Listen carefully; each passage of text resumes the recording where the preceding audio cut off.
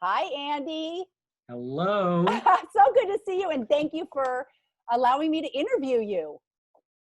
A pleasure. You Great to were see out you. there. Yeah, you too. We went to Pacific College. You graduated, I think, the same year I did, 99? 97. We are so 2 years. dating ourselves. It's okay. Yeah. Luckily, we look good. Um, so you graduated 97, New York campus? San Diego. San Diego. Okay, I graduated 99. So we were like Yep. ships passing. You were coming in while I was coming. Yeah, you were That's just kind right. of getting That's started. right. But one thing that cannot be missed is that you are a leader in our field. And that's one of the reasons why I wanted to interview you and just get this out as an inspiration to others, because I know you inspire me. I talk about you all the time in Thanks. my classes and when I'm coaching. I always just say what a great guy you are, how genuine you are, how you are so much of service in our profession. What you've done for us in New Jersey and in the East Coast, and how you do it, I have no idea, because I know you're a father. I know you have a busy practice. I know you're out there like fighting for us politically. I don't know how you do it. Maybe you'll share that with us today. So I had some questions, and if you want, I would love to go into them. Yeah. Let's get into it. Okay. How did you decide to specialize in ophthalmology? Great question. So when I was at PCOM, I always, towards the end, towards our third year when we're doing our comps, I knew that I wanted to specialize. I didn't know what I wanted to specialize, but we were talking about that nudge that you get that's like, okay, just start looking to specialization. So at PCOM, I was kind of drawn towards the psychology. I was just captivated. Part of what got me into the medicine was just the body mind stuff, the different spiritual, the psychology, the combination of traditional Chinese medicine, the psychological aspect. It was just blew my mind. So I was really interested in that. When I graduated PCOM, I had really bad allergies when I was in high school and college and growing up. And when I was in PCOM, I actually got rid of most of them. So it was awesome. So one of the things I left PCOM with was this passion for the psychology side, but also for I got helped with allergies. So I wanted to come out and help other people. So I started specialization in that, learned NAT, and then I just got bored with it. I was working, I liked it. The fire wasn't there. And I was like, oh, what else could I do? So literally the eye stuff fell out of the sky. It was never a plan. It was like I had this older guy who was, in his late 70s. He had glaucoma, and he really pushed me to help him. He believed that I was the person who was going to help with his vision. And I didn't. I was like, I was in acupuncture school. You remember, all we talked about, don't treat eyes, don't treat hearing loss. There's certain things that, we weren't really supposed to focus on. Yeah. So working with that guy and his confidence in me that I could help him, married up to my curiosity about our field and what could be accomplished, just set me on that path. And also the realization that nobody was doing anything with Chinese medical ophthalmology and ophthalmic acupuncture. So I was like, if this works out, don't know if it is, but if it works out, this would be really useful to our field. Wow. So the one guy did it. Yeah. Do you remember his name? What's his first name? Yeah, Manny Gordon.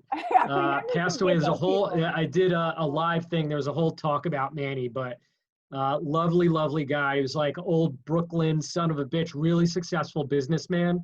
But Andy, you're going to call me Sir Andrew. That's what he used to call me. So he'd come in, Sir Andrew, and he'd tell me, oh, you got to do this. You got to go learn this and he'd be online researching. You got to learn from this person, and this might be good.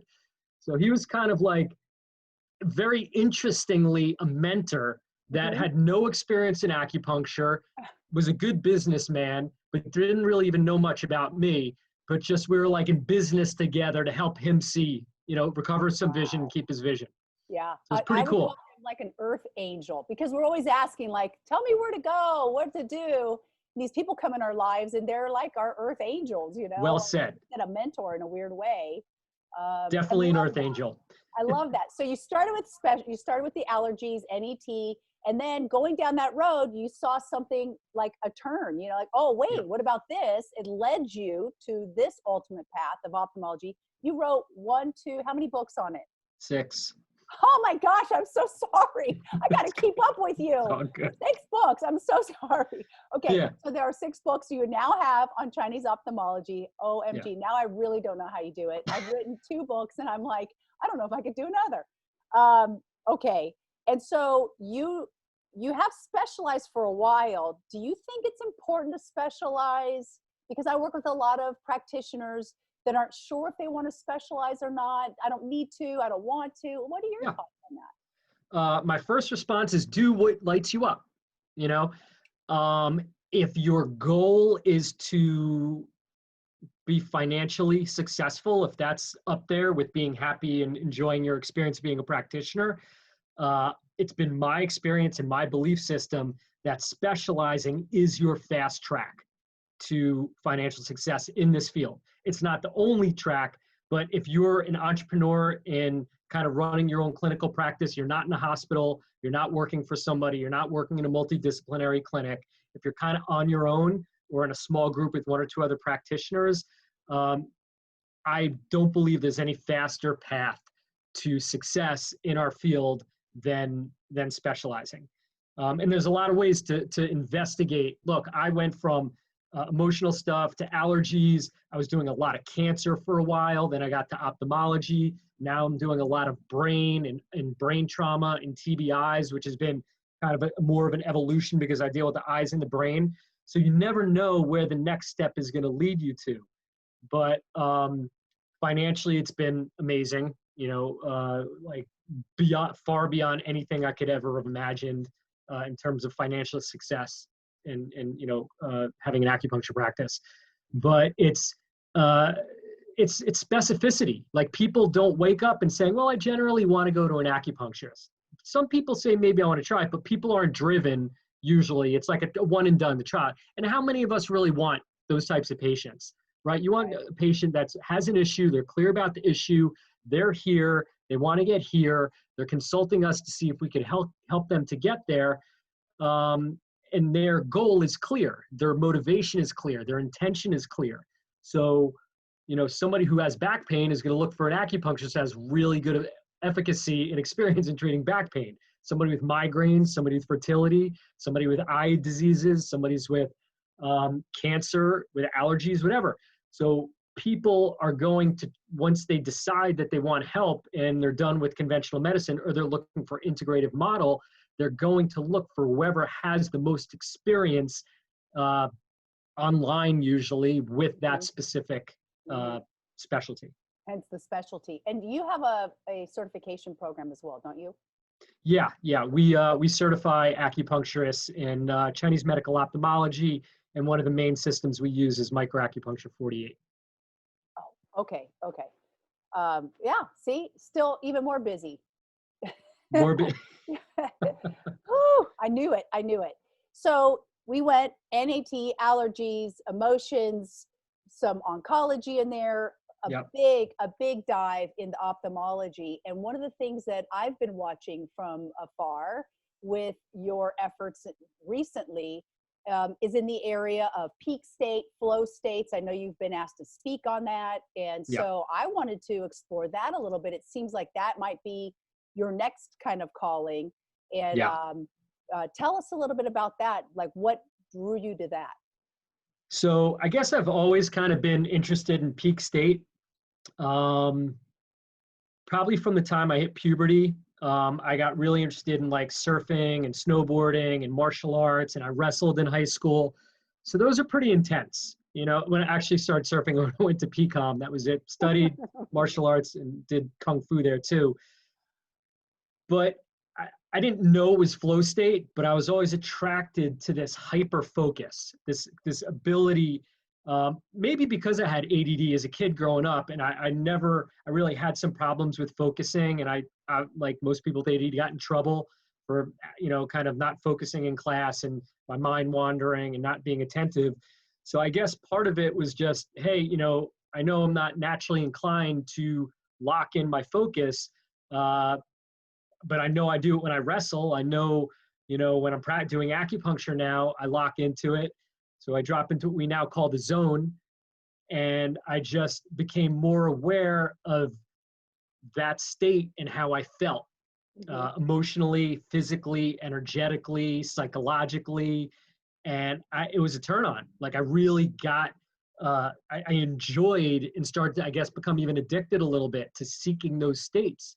So I started, once I got to college, really looking into martial arts, but also yoga, Tai Chi, Qigong, a little more of these kind of structured type of ways to kind of dive into flow state.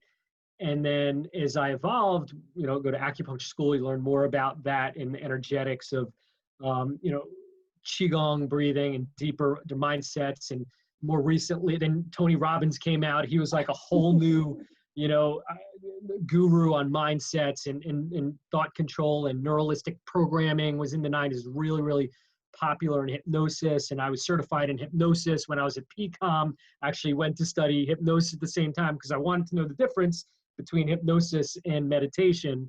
So I was always really, really fascinated with that. And more recently, we're seeing, a lot of things like float tanks. We're seeing like, these peak experiences. We're seeing, a dramatic rise over the last 2 to 3 years in plant medicines as an assist,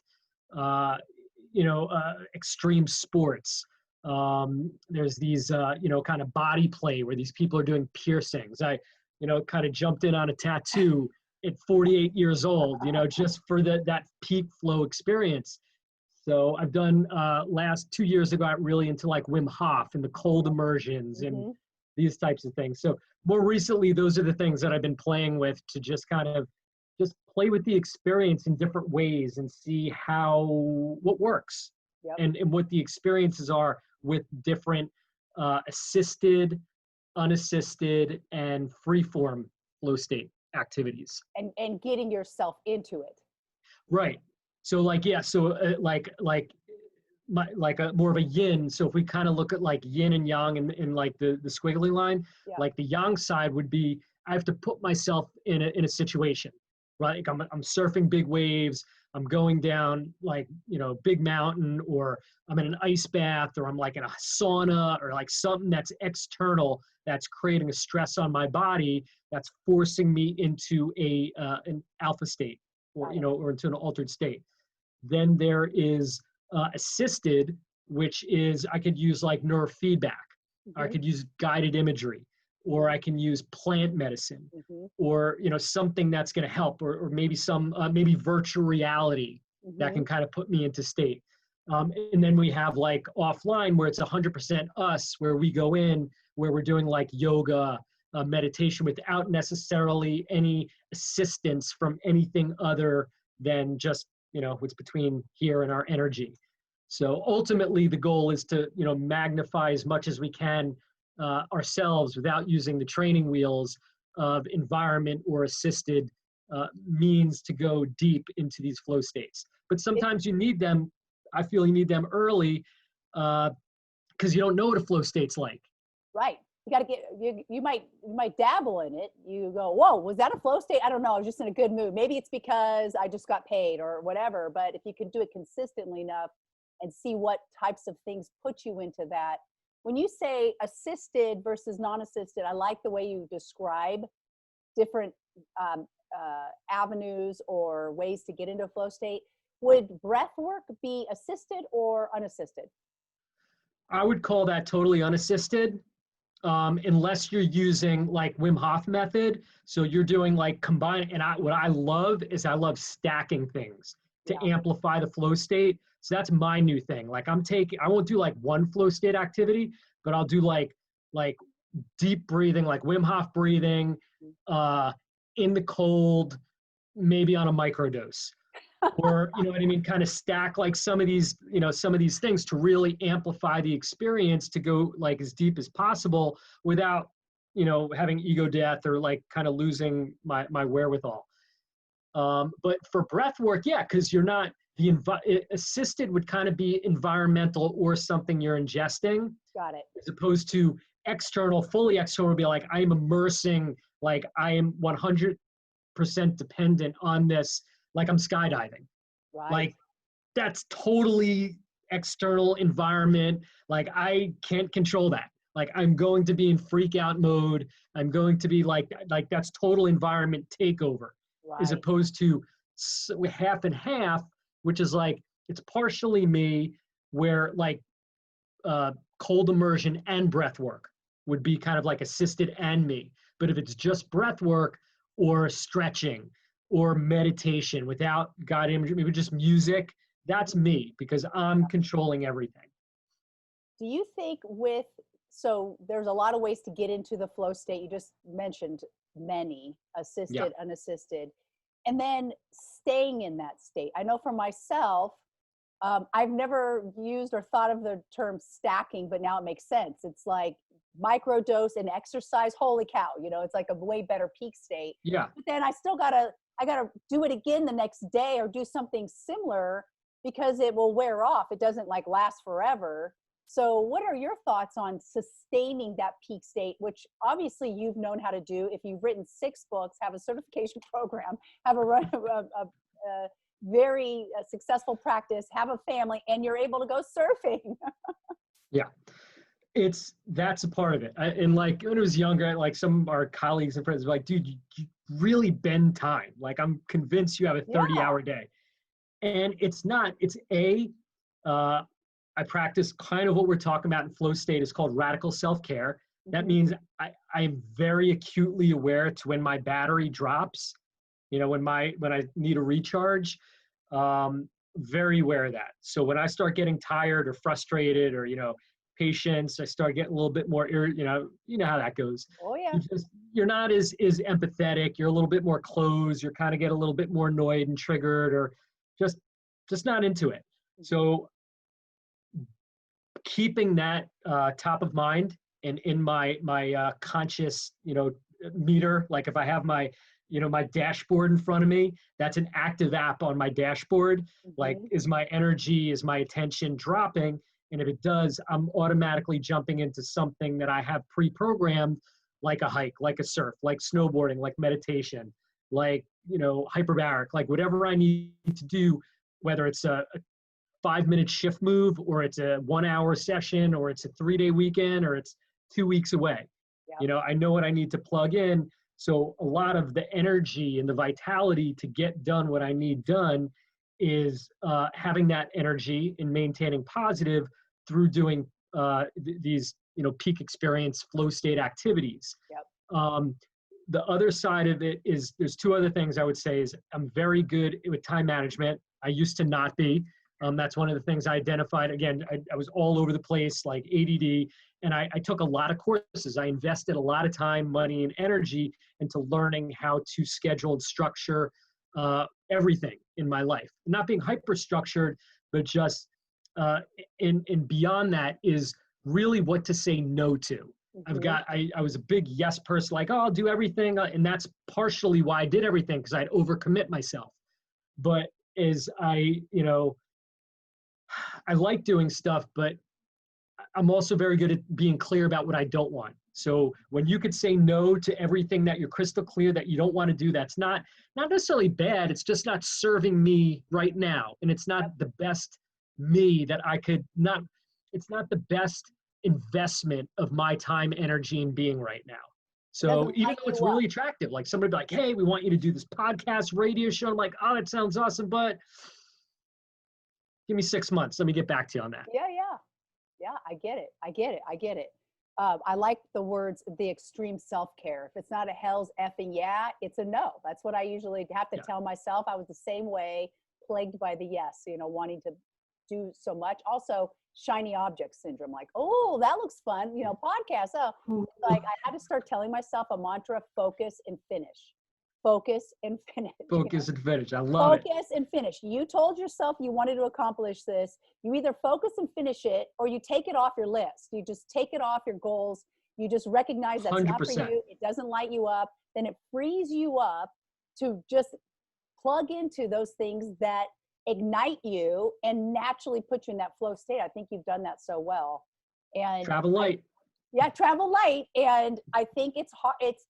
It sometimes seems to be easier said than done. I know this because when I consult with other practitioners, like, oh, it's so hard to do. I'm like, it is and it's not. It's like you said, you have to know how to say no. And when. Yeah. And no right now. You know, you got to Yeah. call out. Some days you got to call out of work. Some Yeah. days you got to Yep. cancel a Yep. meeting. Like, And I'm not on right now. yeah, exactly. Like I remember I was driving in to practice and I was like, oh, I hope my patients cancel today so I can work on my book. And I literally stopped myself. Literally, I stopped, pulled over. I looked in the mirror and I said, what did you just tell yourself? Like that, your patients do not deserve you. Like that is not, your patients deserve someone who's like, I can't wait to treat them today. So Right. you're going to go in there and you're going to give notice to everybody that you're going to take a reprieve and go work on the stuff that you want to do because you're not serving anybody that way. And same thing like with teaching. Sometimes I'm like, oh, my husband is the great gauge. He'll tell me, you're complaining about your students again. I'm like, oh, self-care. I need to take a break. I need to take a sabbatical because I can't be the best me. I think what you're saying, if I were to rephrase it is just really know yourself, know when your batteries are done, and you have to write yourself the permission slip to go do it. Like, guess what? Because your patients aren't going to say, oh, Andy, you need some time off. You have to write the permission slip. They will at some point, and they say that by they don't rebook. Yeah. You Yeah, know, that's right. That's right. right? You don't You'll want get that. indicators. You'll Yeah. get indicators if Right. you're not taking care of yourself. Right. So, and I think that back to what we were talking about, like getting into flow states and stuff, that creates a higher level of sensitivity and awareness to Mm-hmm. see if we're, you know, not even just burning out, but again, just our environment. Are we like surrounding ourselves with these batteries and people and things and places that are charging us and feeding us, while at the same time identifying the black holes that are sucking our energy, which can shift. You know, today's battery could be tomorrow's black hole. But if we're not sharp, relaxed, calm, focused, and taking time for ourselves regularly, like daily, at least on some degree, we're going to lose that sensitivity. Like I have, I'm sure, but you never did this, right?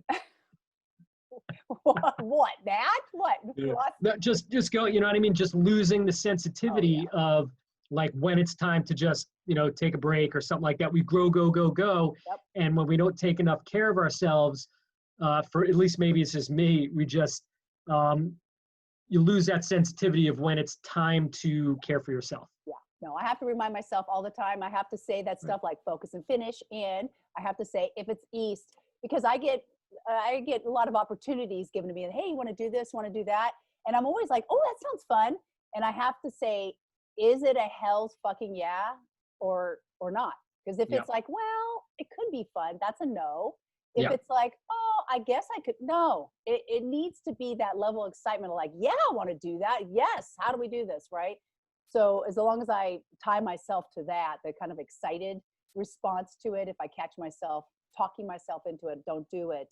So, but I do get a lot of people that are like, you know, how do you get into a peak state? So not everybody they don't have a whole lot of experience in it. So I have two questions for the peak state. Like if somebody was just now gaining awareness of that, like, oh, that's what okay, I kind of understand. I'm new to this. I've been a people pleaser my whole life, or I haven't been able to distinguish peak state, but now I'm starting to think, yes, okay, I'm in the flow state when I'm doing this. What are some of what's like, if you were doing a class, basic flow state information for, you know, the novice, what would Yeah. be some Well, first I'd say it's our natural state, like being in flow state, not all the time, but most animals other than us are in flow state most of the time. Because we're in high beta. And again, it has a lot to do with like kind of the brainwave activity. If you guys want to learn more about that, I highly recommend checking out Joe Dispenza's work. Mhm. He's got a video series now on Netflix. I think it's free, called Rewired. Mhm. So probably the best out there right now. Highly recommend that if you want to look around brainwave and how to manifest. So anybody just getting into this and they want to learn about the mindset and how how the like manifesting your thoughts and your feelings, I would definitely start with something like that. But also just to remember for everybody that getting into a flow state is our natural state, and we've been trained through being basically stressed out to get up into a higher beta state, which is where we experience stress and struggle and resistance. When we have the alpha drop, when we start to meditate or go into a flow state, most people remember this through art forms. So if you did dance when you were a kid, or used to paint, or used to color, about playing with your friends, like earlier childhood experiences, everybody can think of, some experiences with a grandparent or a friend or something like that, where you lose time.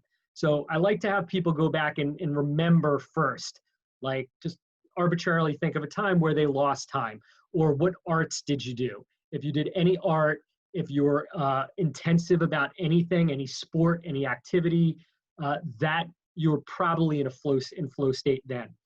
And I can invite people back into that, say, hey, you play piano or you used to play piano. You want to pick that up again, because you already have that skill set, brush up. That's a really easy way to get into flow state. You used to do ballet, you used to do ballroom dancing, Tai Chi, Qigong, painting, pottery, anything that, so start easy, something that you can lose yourself in. Reading, sometimes reading or can do that. Walking in nature, swimming, going to the ocean, whatever, playing with animals.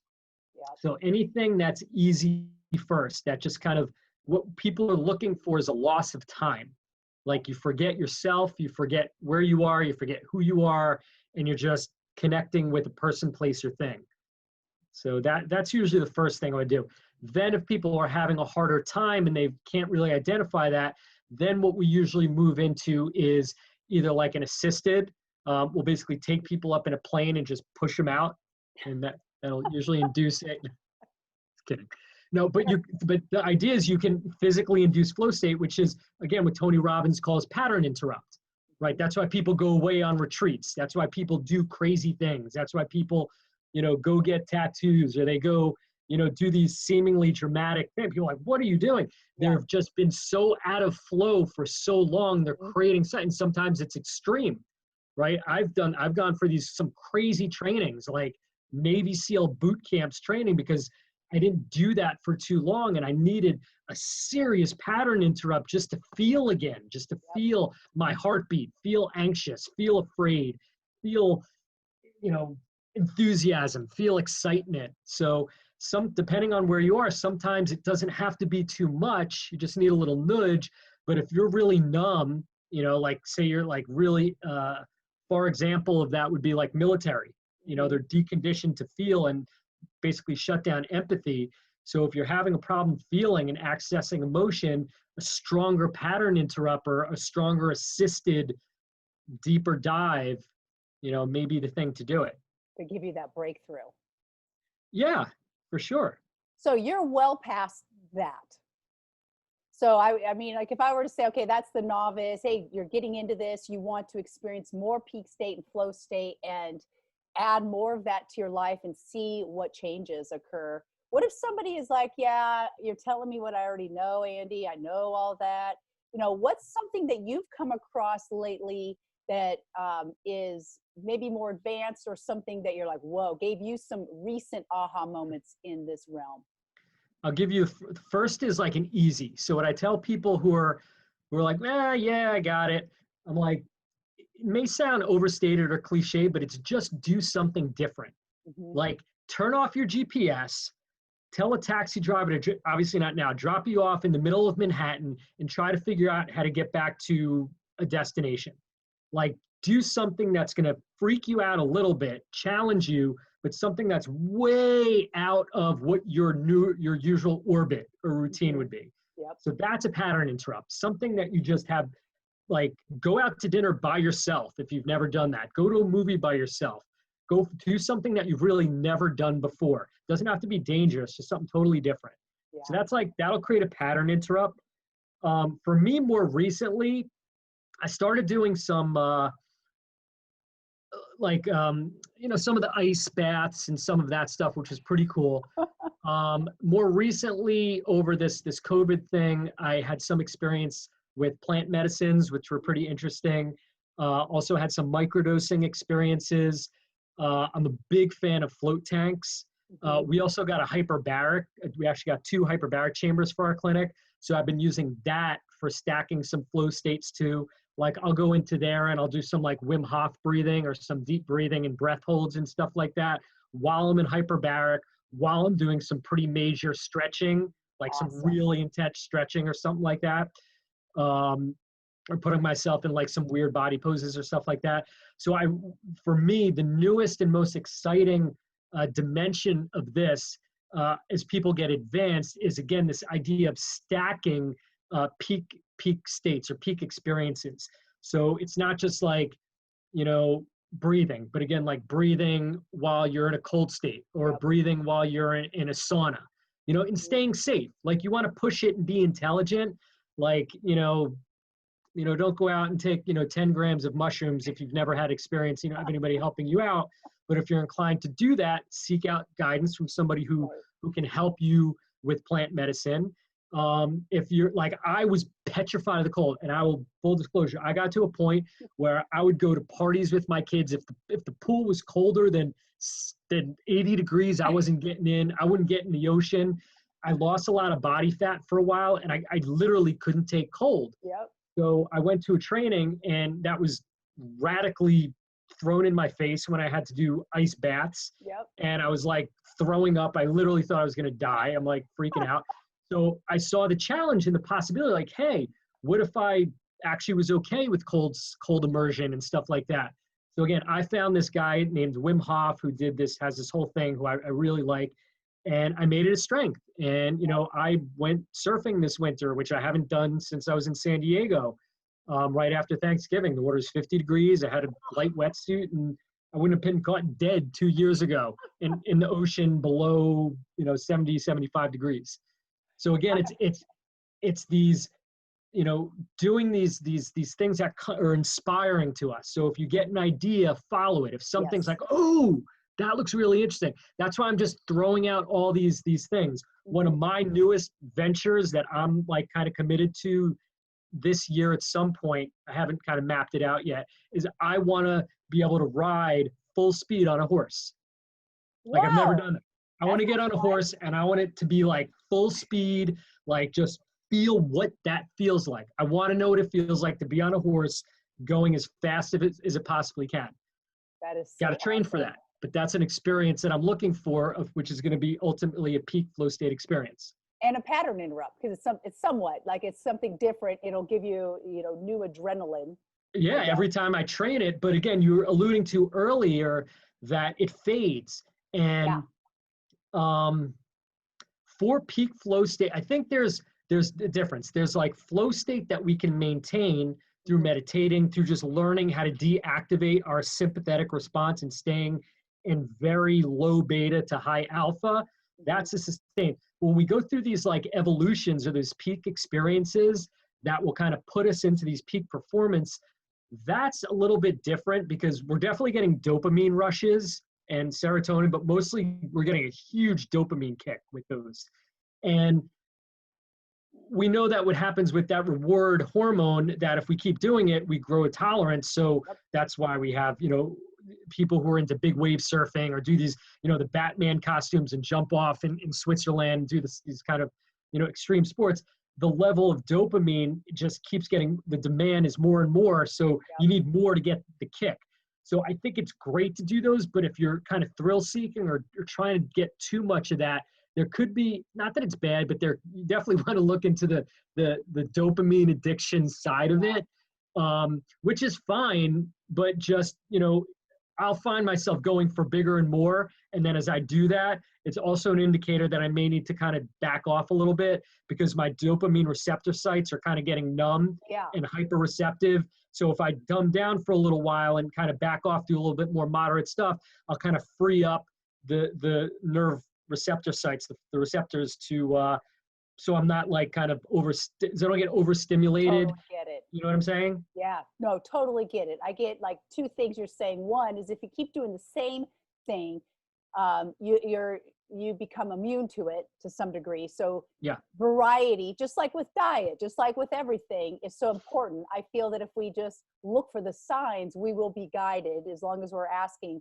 the divine, our higher selves, God, the universe, where would you like me to go? And you listen, you look for the signs, you're going to be led on your own evolution to keep up leveling yourself. And it's going to include different pattern interrupts. It's so funny. Everything you're saying, I was like, oh, I did that. Like Wim Hof, huge Wim Hof fan. I love his breathing. And the stacking, I love a good workout, a hot shower, and then the last 2 minutes is the iciest cold. And the funniest thing is, like, I have so much more energy after a cold shower, which that just logically doesn't make any sense, because I'm like you, I hate the cold. I live in San Diego, but I won't even surf if it's not 70 degrees in the water, right? Like, so same, but now I have more of a tolerance to cold. I feel like my immunity's been amazing. I have 2 small children. I'm not catching their colds. And I think it's some of the cold water. And just again, what you're saying, to piggyback on that, it's allowing myself to be led to the next thing that might keep up leveling me, which usually is some kind of pattern interrupt or a peak performance activity that might be new, or even re-explored. Like, sometimes I re-explore an old activity that I used to enjoy, like you just said, that maybe I overdid it for a while and then I backed off. And then now when I do it again, I can get that original, kind of bump from it. Surfing's one. I surfed a lot and then, had kids, and that kind of puts a stop to surfing. But now when I surf, it's just so joyous. Or I took it for granted. I lived on Neptune. I would wake up, drink my coffee, look over, should I surf today? I don't know. You take that stuff for granted. So, oh my gosh. Okay. I know I'm being mindful of the time. You gave us the advanced. I love it. Stacking your activities to sustain over time a peak performance, a flow state, in such a way that you continually up level yourself, continue to become the better version of yourself every day. And like even now, and then in this next year, I would love for us to sit down a year from now and you tell us about that pony, that taking your ride on the horse, because it starts with that like imagination. Joe Dispenza is one of my, I'll call him a mentor, because he's one of my inspirations. I've actually been in one of his events where you meditate. Oh, it's wow. the deepest meditation I've ever had. I can still feel it. I can tap into it. He's one of my favorites of all time. And so I love that you mentioned him. Who are some of your other inspirations, past, present, and really helping you continue to up-level yourself? Who's inspiring you? Well, there was a lot. I did some training. I did some training called Wake Up Warrior with a guy named Garrett White, who's out in Ocean County, California, kind of for like married entrepreneurs. It was for guys. Now it's like for men and women. But that was kind of my first real structure around doing these activities to create these. Look, this is having done Joe Dispenza's work. Like, our brains are not growing and evolving if we're not stressing it out to a certain degree, or creating these new synapses and these new neurotracks and these new neuroconnections. So, like, death is the monotony. Like, death and hell is the monotony of doing the same thing. Life is boring. We basically die when we stop having these type of experiences.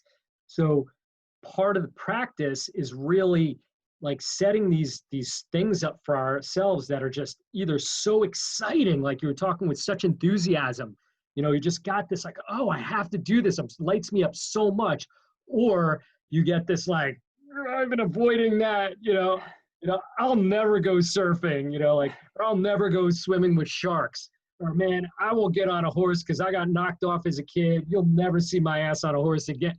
But it's like, no, so if you have like a resistance to have a breakthrough, that's one side of it, versus something else that's just like a carrot, the carrot of the stick, something that's just drawn to, that's just so inspiring. And that's like, what if I've always wanted to, if I can create my own narrative and like just do anything I've ever wanted to do, regardless of age, anything that's conditional.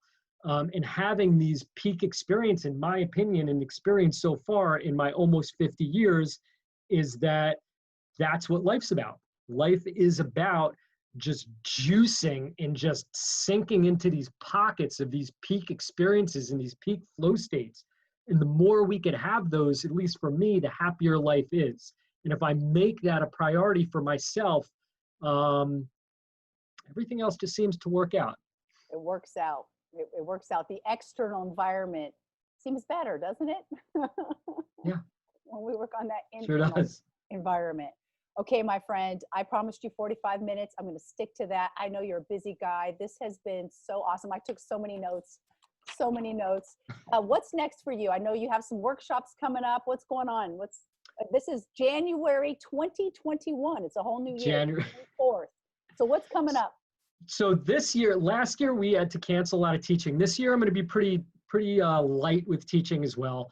I'm lecturing on an online neuroscience acupuncture conference we're doing with Drew Pearson, Matt Callison, who you know, Michael Cardino. Those are all like PCOM buddies. We're going to be doing that in February. And then I'm really working a lot on the integration of acupuncture with hyperbaric. My practice has kind of evolved a little bit from ophthalmology to a little bit more brain, trauma, stroke, TBIs, developmental stuff. So I'm really putting a lot of energy into that side of it now. So I'm really, really excited about learning more. I've gotten certified in neurofeedback, so I've learned about that. Really passionate about that. Just real brain stuff, which obviously leads into this, peak performance flow state stuff, but a lot of the brain neuroplasticity, a lot of Dispenza's work. That's what I'm real hot on right now. Awesome. And your trainings, when are your ophthalmology trainings, right? You're going to have a couple of those We this haven't year? launched those yet, but if any of you guys are interested in the ophthalmology trainings, join our Microacupuncture 48 Facebook group. That's where I usually put my any of the trainings I'm going to be doing that are around that or Chinese medical ophthalmology. And then the neuropuncture summit with Drew. I just talked to Drew yesterday. Drew's one of my dear friends, Dr. Drew. Yeah. Michael Cordino, Dr. Cordino, and Matt. When is that? That's February. What's the date on that? I will tell you in 1 second. I had it down. I got two things in February. It is. It's the 19th and 20th and 21st. That's going to be super fun. Have you guys all come together like this before? Not all of you in one time, because I know. So myself, Michael, Clay, Shu, and Ayla Wolf did a live 2 years ago, and then because of COVID, we had to shut it down for this last year. But no, I haven't. I mean, I followed Matt when I was, a lowly acupuncture student at PCOM. Drew's the only one out of the group that I actually just texted him yesterday just to connect with him, but he's the only one I just amazingly haven't really connected with, but I'm very excited to connect with him. I think we have a lot in common. So. Oh yeah, you guys will have so much fun. And side note, when I was at school for PCOM, anybody I dated in the 4 years of my schooling there, if they ever questioned my acupuncture, I'd say, oh, you should go to my teacher, and I'd take them to Matt. And Matt would like deep needle him, and I'd say, now you shut up and you're going to enjoy my acupuncture now. But yeah, I love Matt. That's awesome. You have to tell him hi. All right, my friend, what a pleasure. Thank you so much for this. Who knows? I'm just going to be following, guidance. And that's how this whole interview came about. I hope it has helped anybody that's listening. If it has, let us know somehow. Andy and I are very approachable. Send us an email. You can find us on Facebook, our websites. What's your website, Andy? Acuvision Acupuncture. AcuvisionAcupuncture.com. I'm dreast.com. And we would love to hear from you guys. Happy New Year. Happy New Year, everybody. Happy New Year. Bye. Great to see you. Take care, hon. You too. Bye. Bye.